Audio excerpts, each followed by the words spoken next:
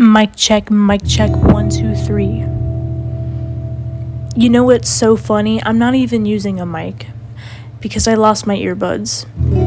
My precious earbuds. I lost them in the wilderness, and I think a creature snatched them up and dragged them away. And I hope they didn't eat them because, that's not healthy.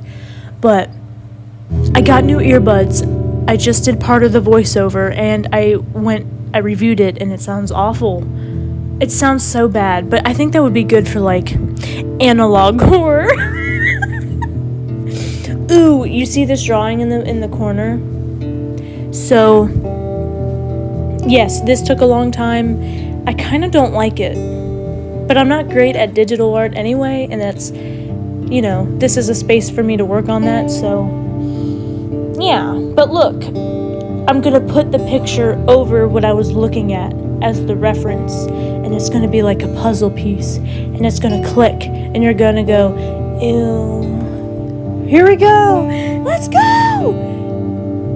Yes! Do you see the vision? I see the vision. But, yeah, we're going earbudless and microphoneless for now.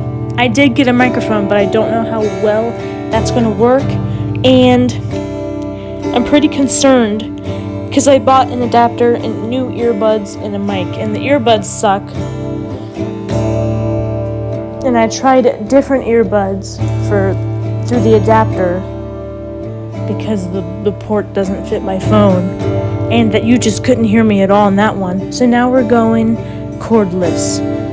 We're going accessorized list. Yeah, also, so I know you can tell that this isn't 100% like vanilla Minecraft, right? I added a thing to make the HUD dark, and also I downloaded the old texture pack for it, but obviously this is a newer version of the game, so not everything works 100%, and for some reason all the creepers look charged. I don't know why, but I think that's kind of funny. I hope you guys are doing really good.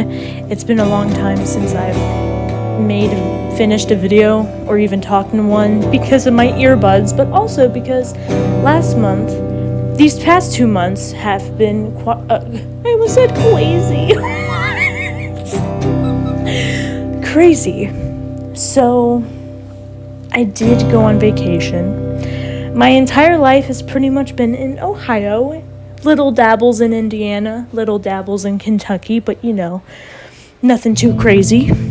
And I went to deep Kentucky. Haven't been there before, right? I went to Tennessee, and I went to North Carolina. The Tail of the Dragon. I got so nauseous, but I threw up. I'm not gonna lie, but it was really magical and fun, and I got to do it with someone I love more than anything, and we are engaged. So yes, we are engaged, and that's wonderful. And also, as I speak these words, I am a brand new manager at my job.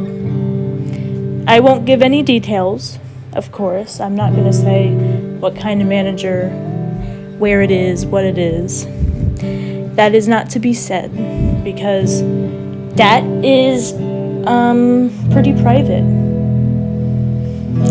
And also, some of my coworkers watch my videos, and their privacy matters too. So, no, you're not gonna know if you don't know. And I'm sorry, I don't mean to gatekeep, but that just is what it is. Some things need to be separate from content. Do we need a Nair review on YouTube? Maybe, but I'm not gonna do it because that's too much. So but hold on.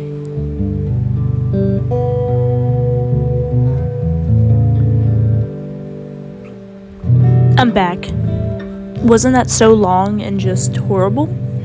You were probably like, finally, bruh. We have one more drawing in this video to do, and I'm gonna talk about it before it even comes on the screen, because I'm just so, what's the word? Psychic. Debatable. But anyway, so the next one was very difficult because the thing is, I think in terms of art and drawing, I have a really good understanding of 1 and 2 point perspective. And if you don't know what that is, it's kind of a blueprint to 2 different kinds of perspectives when you want to draw 3-dimensionally. And you literally draw 1 point for 1 point perspective and 2 points for 2. And all lines go to those points. And that's how you make the illusion of 3 dimensions. I'm pretty good at those, right? Now, I couldn't even begin to touch 3-point perspective, 4-point, 5-point. There's probably more. I cannot comprehend those yet. I would like to be able to pretty soon, but I digress. So, this drawing that's about to come on screen was like 1 point perspective. By the way, that is cool. I want to paint that. I didn't in this video, but that would be cool. Anyway, it's 1 point perspective. And that's the easiest one, but I really struggled with it because, again, phone screen plus stylus, slippery. And that should not be an excuse, you know? Like, let's just face it, I'm just not great at digital art yet. And that's okay, but this was really hard because, I don't know, it was kind of exciting because I felt like I was learning 1 point for the first time again, because I remember how it blew my mind when I was young. Well, I'm still young, I'm 23, but you know what I mean? Like, it hit back then, and it kind of did this time, and I kind of got to feel that again. But it was also really frustrating because I also felt like all the work that I've done to be good at that kind of just didn't exist in this moment. But I don't know. Progress isn't linear. What is? What is linear? Boom.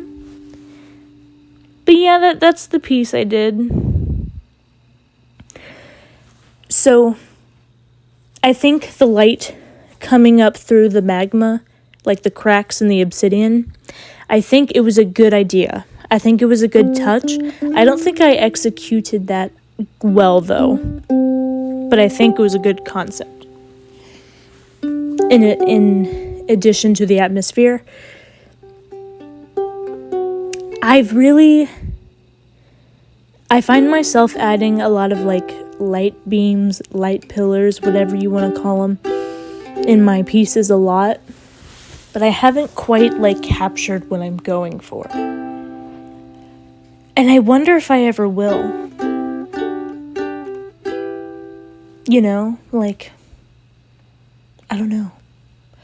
But I am getting better at that. I mean, what you just saw is not a good example of it, but I don't know.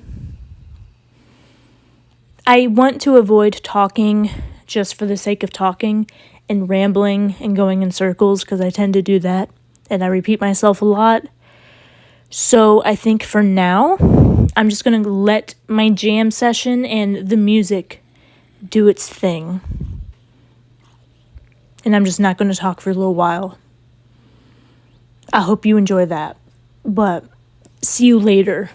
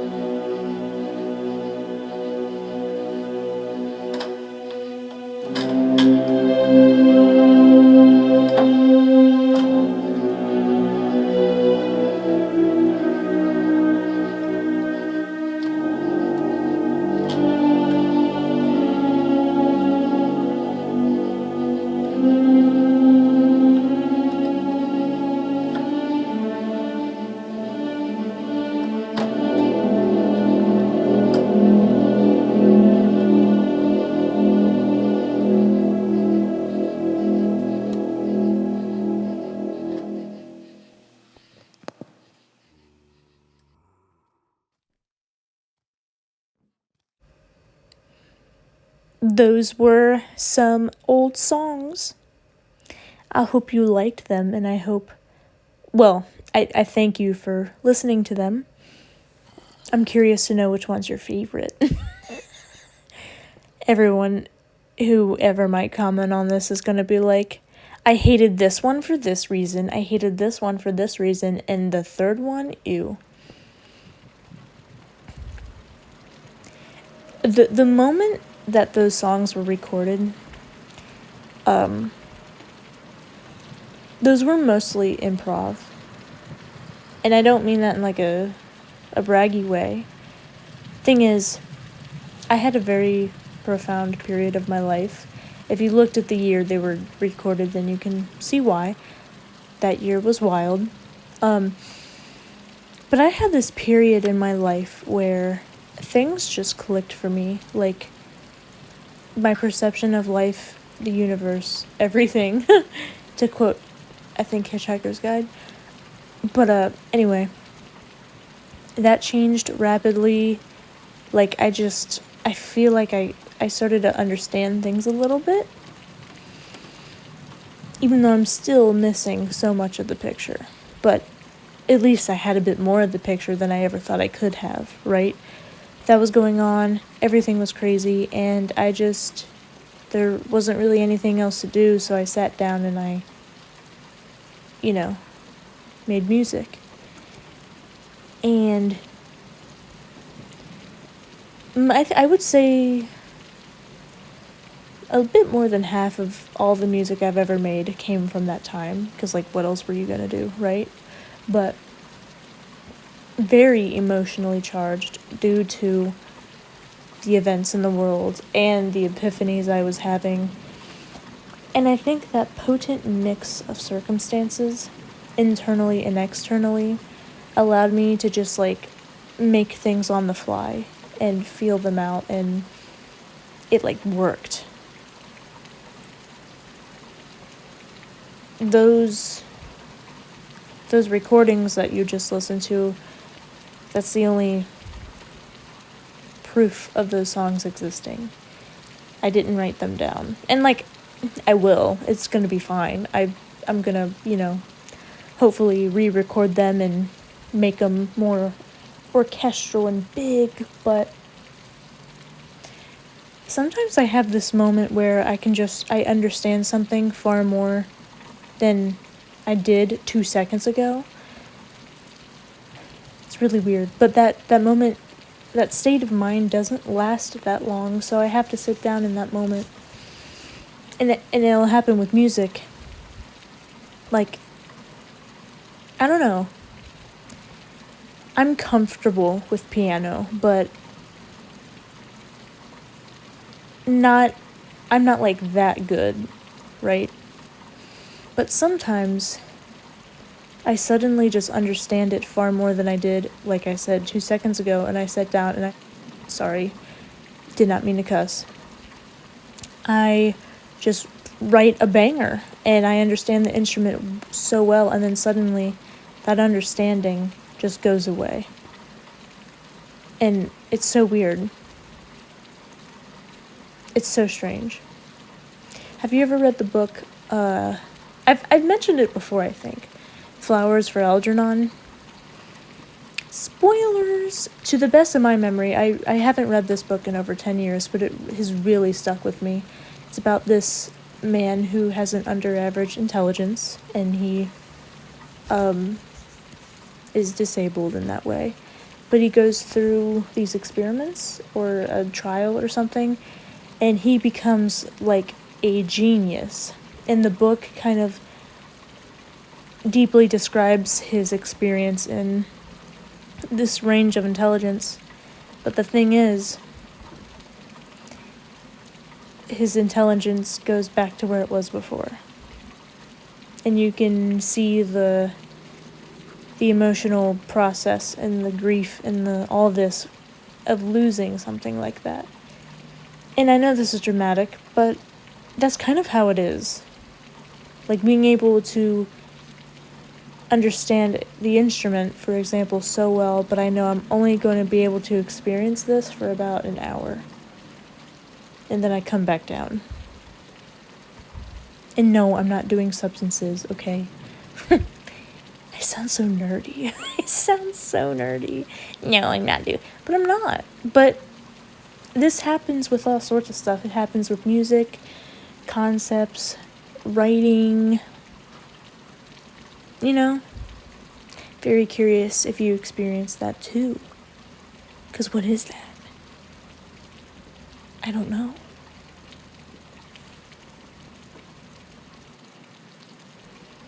How about we do rain for the rest of the video? I think that's a good call, huh? I added the rain for it to add like a realistic ambience when it started to rain in the game, but I think this is pretty good too. Especially since my conversation has turned a bit more serious, so to have in the background with the instruments might be a bit much, right? Because it already is a bit much, but I don't know what else to do. So, it's very hard and wild to experience losing yourself and also to watch other people lose themselves too. I've been really trying to allow myself to be me and to be a person, because this is going to sound stupid and delusional, because it is, but I low-key have a savior complex, and I've always been I need to save the world. That's what I'm going to do. Straight up. And I'm realizing that can't happen. And that's been very hard. You'd think that'd be obvious, right? But no, it's something I've really struggled with. In most of my relationships, I've kind of made a transaction. But not even a transaction. It's been oh, I'm gonna help this person. We're friends because I'm helping you. And that's awful, but it doesn't mean that I don't care for them, because I do. I just don't know how friendships work. And so I'm learning that, and I'm trying to make friends, because I'm not great at having friends. I disappear all the time, and I don't talk to people for months all the time. And it really hurts people. And I'm trying to let go of this thing of, hey, if I'm gonna exist, then I have to just constantly do things that are great, right? No. I don't think really anything I've ever done is great. Except saying yes to my love. For the, when he proposed to me. And talking to old friends again. And making an effort to see them again. I think those are good things that I've done. And I'm proud of that. This took a serious turn. You're welcome. But I didn't realize how far we got into the video, and it's almost over. So I want to thank you for being here and listening to me and my music and looking at my art. That is not the best. I'm excited to make more videos. And if anyone sees this, then I'm really curious to hear what epiphanies you've had about life, the universe, and everything. And your dreams and goals. And I'll be seeing you later, bruh. Goodbye.